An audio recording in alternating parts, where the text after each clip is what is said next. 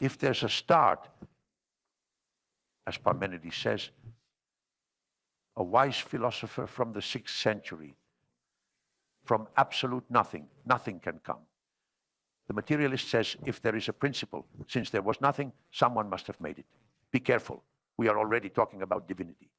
Then the materialist says, the universe has been eternal, it has always been. But today, thanks to astronomy and quantum mechanics, examining subatomic particles at CERN's particle collider, we have concrete proof that there is an origin in the universe.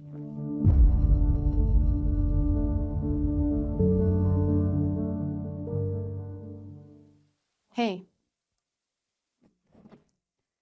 Good evening. I appreciate the talk. I wanted to inquire if you consider that superconsciousness, or our superconsciousness, is individual and cannot be transferred. Let me explain.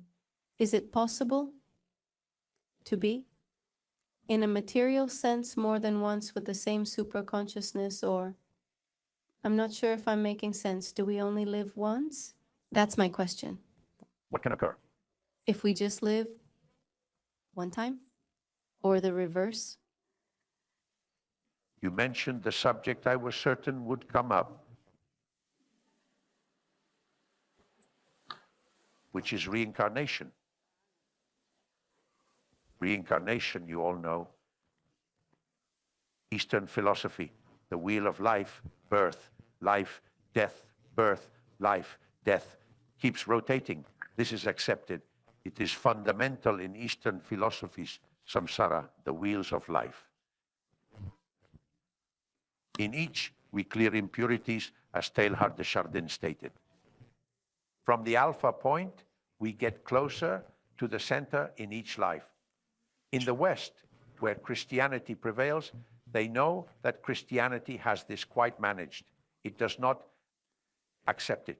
Christianity talks about resurrection at the end, which means that in the end, we will all rise again. That's what the church asserts, the end times. Yet I must inform you that from a scientific standpoint, reincarnation is true. Scientifically established, reincarnation is real. How can it be proven? One test involves hypnosis. Through hypnosis, you can connect with, recognize, and identify past lives. Especially if you're interested, read the works of Brian Weiss and Jan Stevenson, who have witnessed countless cases, thousands of reincarnation stories. They are psychiatrists who take advantage of this to fix neurosis, whose root of the neurosis, its pathology, stems from previous lives. They present curious cases, for example, a patient who felt intense fear when flying and couldn't explain why. Then they induced him into profound hypnosis. And in a past existence, he was a pilot in World War II, and his aircraft caught fire, crashing until he perished. He felt intense fear. Upon discovering this in hypnosis, he then flew on planes as calmly as you do. Meaning that there are fascinating things. Seroglossia, for example, do you know what it means? Ian Stevenson did this with children. Since they are not as molded, it manifests more in them. Features of former lives. Children, for example, who wanted to go to a country, and the parents didn't know why this child had this idea of going to an exotic place, a very strange country. And in the end, they took him. Through the intervention of Ian Stevenson, he was taken to another country. Upon arriving, the boy exclaimed that there used to be a bakery here and this and that. But hey, there are large buildings here. Therefore, with the next thought, we head to the city hall. What the child expressed was exactly what had transpired a century or 2 centuries earlier. And there's more. But after this, the child suddenly started speaking the language of the country he had never studied, Seroglossia. In other words, there are facts we cannot dismiss. This means they are objective proofs, with hypnosis going back to past lives, which is currently used as therapy to resolve core issues of neurotic pathology in patients. Then it makes sense that we hold karma, which is the law of cause and effect. And the truth is that some people carry a karma that is somewhat, let's say, quite deteriorated. Imagine a Hitler, the individuals who came to take this person's life. Do you think this person is far removed? This person needs more, to strive harder, to push more, to struggle more, to discover his superconsciousness, to achieve a mega point of Teilhard de Chardin, a Jesuit who mentioned it. Pope Francis refers regarding Teilhard de Chardin. See that? It's no longer about excommunicating him. This means there is a range of evidence and things that we cannot ignore. I accept that the Catholic Church, that Christianity speaks of resurrection at the end of times, but scientifically, we have some data that are objective, that denying is evidence, and we cannot deny it. It's just like what they told Galileo Galilei, deny that the earth goes around the sun. But come on, I've seen it through the telescope, it's real, and he had to deny it to prevent being burned. This is the same. There are things that cannot be denied. It's a reality that exists. This is where I've had some disagreements with Christian theologians. Hello, doctor. Here in the last seat to your left. Here. Good evening. Thank you for coming to the islands to visit us. I wanted to ask you, you mentioned that the superconsciousness is holistic regarding this primary consciousness. For me, as a Christian, it comes down to the same thing in what I believe, which is that the presence of God is within each of us. Therefore, connecting with our supraconsciousness, listening to it and acting on this superconsciousness would be the same as hearing and doing the will of God, since it is within us. Exactly. So unfortunately, a lot of people today deny and reject the existence of this primary consciousness, this creator of God, probably due to a negative experience with the church or related to this primary consciousness, this creator. I'd like to ask, do you think one can connect with this supraconsciousness? Can we grasp our true identity by denying the concept of primary consciousness, that is, from a viewpoint purely individualistic, rejecting this connection to God, to primary consciousness, the universal energy? I appreciate the trial. I appreciate it. Look, throughout history, since the first century, the Catholic Christian Church was very important for maintaining and spreading culture. It played a crucial role until the Middle Ages. From the Renaissance onward, humanity said that they sought an explanation because the church, when there was a problem they couldn't grasp, what did they say? It's the divinity that does it, and everyone should hush because whoever protests will be burned. Do you recall? From the Renaissance onward, people claimed we are correct. We desire a rational explanation for the facts of nature. That is, we believe in God, but we seek to explain things rationally. And they parted ways. For example, Laplace wrote a treatise on astronomy, and upon reading it, Napoleon said, summon Laplace. Well, so Laplace went before Napoleon. This is historical. And Napoleon told him, how can you write a treatise on astronomy and not mention God even once? He said, it is because the scientific method explains everything through reason. This developed with the scientific method more and more. Civilization, humanity turned increasingly materialistic and separated. It started to distance itself from all transcendent aspects of religion. There were times when we heard, religion is a poison. Nietzsche remarked, God is dead, do you recall?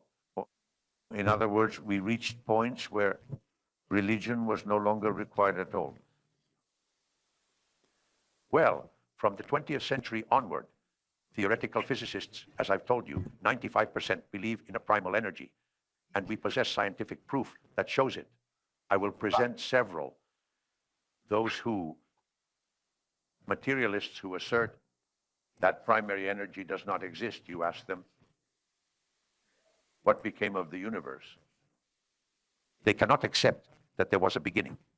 And the universe will reach its end, because if there is a beginning, as Parmenides expressed, a pre-Socratic philosopher from the 6th century, nothingness cannot create anything.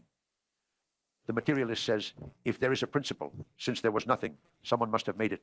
Be careful, we are already talking about divinity. Then the materialist argues, the universe has been eternal. It has always been there. But today, due to astronomy and quantum mechanics, examining subatomic particles at CERN's particle accelerator, we have conclusive evidence that there is an origin in the universe, the Big Bang. How? There is a lot of evidence. First, the background radiation. What is background radiation? You have probably turned on the TV and seen at some point all those little white and black dots.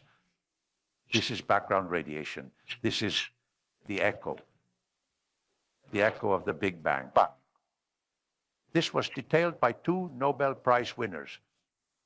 Wilson, one of them. Wilson, one of them. The background radiation shows the origin of the universe. Secondly, Hubble. Hubble also carried out a fascinating experiment. He studied with a strong telescope at Mount Wilson, California. He observed the galaxies and saw that they are moving apart. The universe is expanding, and at greater distances, they move faster. He calculated this mathematically. When he finished, do you know what he did? He went backward. Do you know what he found? Everything pointed to one spot, Big Bang. Relativity theory, the relative. Energy is equal to mass times the speed of light squared. Mass relates to both space and time. Another proof is that the universe will end.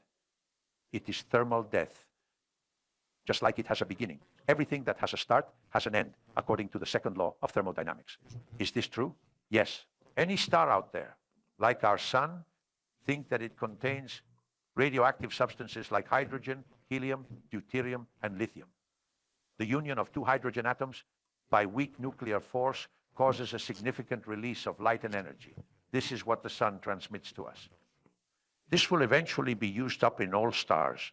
Then the star collapses and turns into a giant, red giant, a white dwarf, a neutron star, or a black hole. The black hole is death, the collapse of a star. All this theoretically in the universe. It will fade away. This is thermal death. It has a start and a finish. Don't worry. There are many millions left. We won't see this.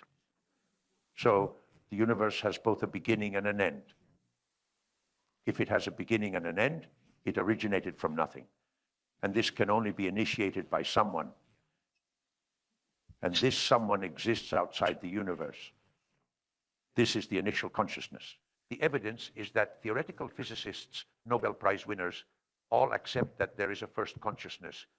All. Therefore, it is perfectly compatible. The scientific method with quantum physics and the existence of a primary consciousness are not contradictory. They enhance each other. And this is increasingly evident in quantum biology. Quantum biology, the study of quantum mechanics or its application to life in living organisms, is increasingly showing us that everything is quantum, that everything is energy, that it can manifest in one way or another, and that all energy derives from a first consciousness and is managed by a primary consciousness. Another very important thing, you know there are a series of constants in the universe. The Planck constant, gravity's constant, the force of gravity, the atomic weight of any element, the mass of subatomic particles. Just a small change. the force of gravity, the gravity's value, a cataclysm would leave no one. Why is it all so perfect? Who keeps it? If Einstein said it, the universe is perfect, laws exist, and someone made them. Without the second law of thermodynamics, everything goes to disorder.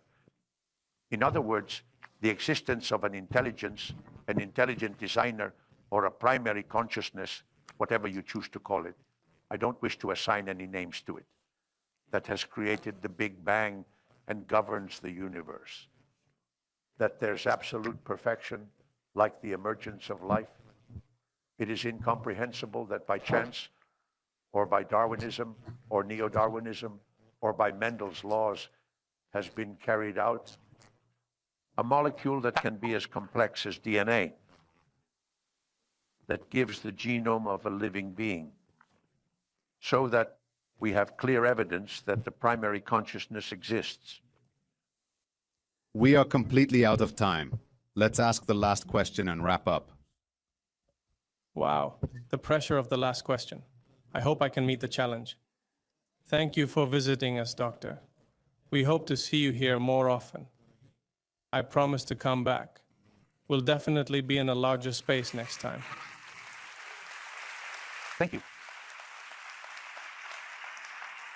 Well, from a worldly perspective, I sometimes feel that the bad is necessary to appreciate the good. There has to be a balance of forces, right? Let's say I begin to meditate now, as it's a subject I'm interested in. Everyone begins to meditate. Worldwide, there's awareness of this topic. If I start meditating, we could reach 80 or 90% of the population, raising our local consciousness to that super consciousness. What follows? How would that world look?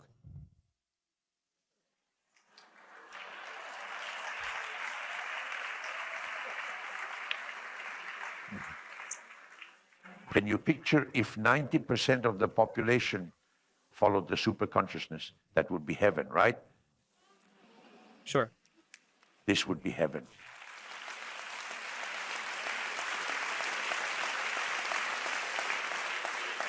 This is the purpose of our life. It's what we need to understand. That what we discussed earlier is this game. It is precisely being, not having or doing, that is our true purpose.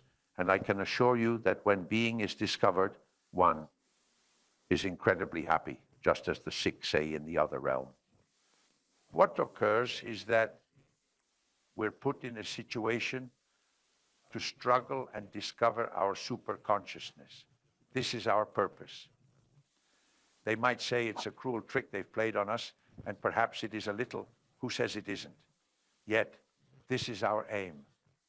The problem with our civilization is that the exalted materialism present is precisely what boosts the ego and fully conceals the superconsciousness, since the superconsciousness will eliminate the ego.